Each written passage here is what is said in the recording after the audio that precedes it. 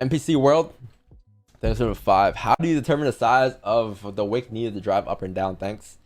Um, Off of levels of support and resistance, usually minor levels. Like you see how you kind of came up and you reacted here. Why did you react there? Because look left, there's a resistance there.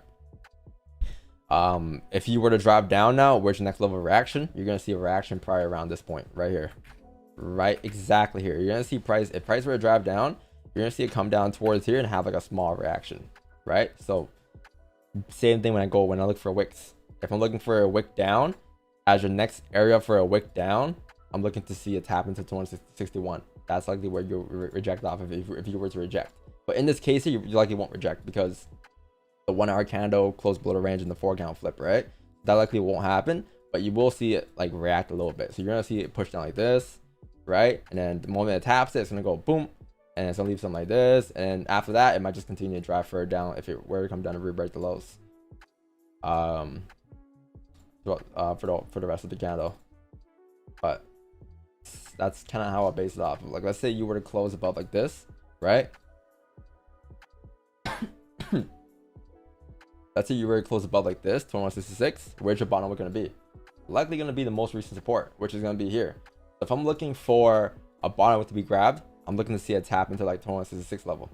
At that point, I'm looking to like, okay, cool, bottom gets formed. Buys will set the break of the highs. That's my buy up, right?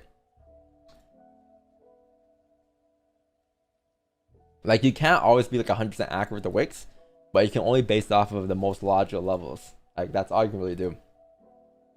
Like if you have a area right around here at 2166, you obviously have another level down here at 2160, or yeah, 2160.813. And if that breaks, then you got another level down here at 2159.495, but just off of minor levels, right? So in this case, I use this area to the left here.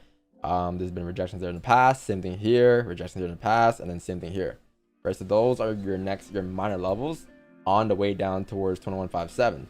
So the better you get at understanding minor levels of rejections versus major levels, the more you are to anticipate when your runner is going to play out versus when they're not, based off of your entries. So like, for instance, if you were to have an entry at, let's say 2162 here, let's say this would be your entry, right? Based off of the fact that, I don't know, price closed bearish here, right? So you took an entry in the next candle. If you're anticipating price to drive down off of your entry, you got to ask yourself, is your entry compared to your overall TP good enough in terms of if it would have ripped down? So you got to think about everything else that could come to play here, all the other possibilities, right? So for instance, if you were to drive, if this were to be your entry, which is this like yellow line here, and your TP overall were to be down here, what would make the most sense? Having TP here or having TP at the next minor level of support?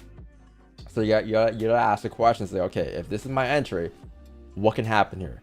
Since there's a minor level at 2161 and you haven't grabbed the steeper top wick, do I have a better chance of exiting once you come down towards that minor level, closing full there, and then waiting for a closure below? Because at any given point, this could happen still, where you rip down, right?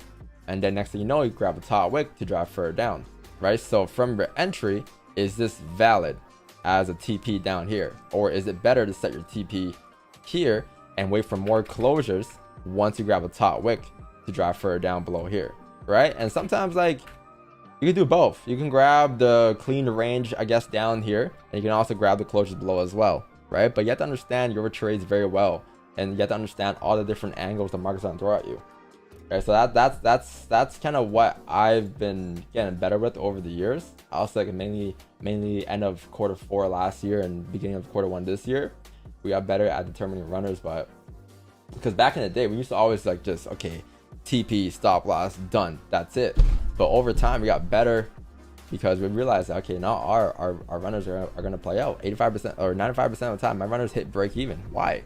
So it takes time to develop those ideas for why to hit break even, aside from the fact that I'm just gonna close early every time, or I'm gonna close late every time. Like that's an emotional thought process. That's a thought process that you don't want to continue to do over time because it's not consistent.